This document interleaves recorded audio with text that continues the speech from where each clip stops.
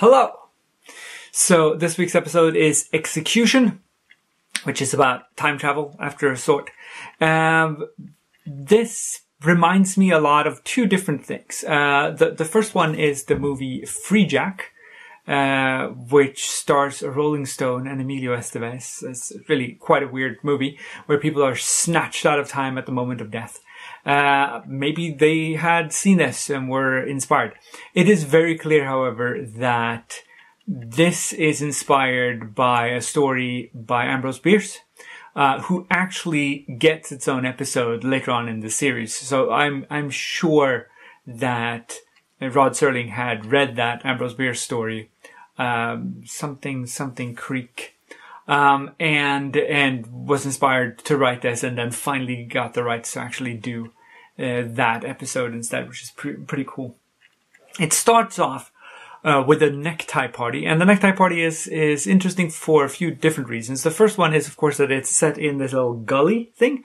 That's a way to make the soundstage look bigger. You build up walls on the sides so that the backdrop only has to be sky beyond it.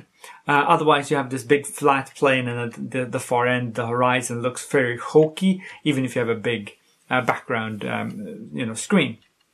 Because you can't cut in a horizon, you can't green screen this stuff in 1960. The second one is that the bad guy is, of course, an atheist, because that's how you signal that he's a bad guy. Like, he doesn't want to talk to the priest, right? This is a very common trope.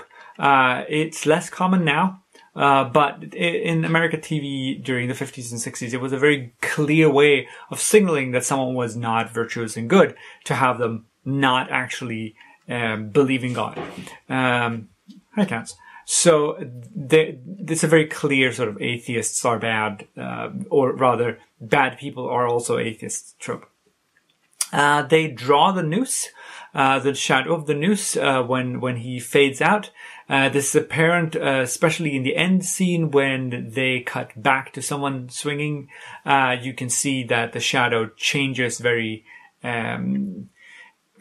it's a very radical change, because it loses a lot of definition, because the actual shadow of the noose isn't that well defined. So that's a thing.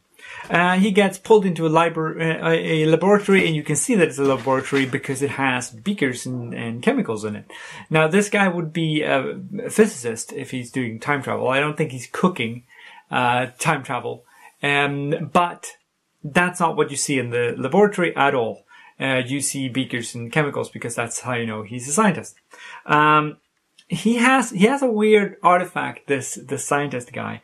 He has a USB-like interface to his microphone, which looks fairly cool. So this could be a USB plug, right? Or at least it looks like a USB plug. I thought it was fairly amusing. Get in the wrong hands, and I'm sure someone's going to claim that there's time travel involved, considering people are seeing people walking around with cell phones in old black and white footage, newsreels and things. Finally, there is the stunts in this. There's a lot of practical stunts. The main actor does a lot on his own, but the last fight actually has stunt actors in it, and they do a few of these things to sort of hide the face, but it's not very effective. And there are a few shots with people going like this, and you can see that it's the wrong person, and they don't have a convincing wig or actually their own hair. So you can tell whenever there's stunts involved.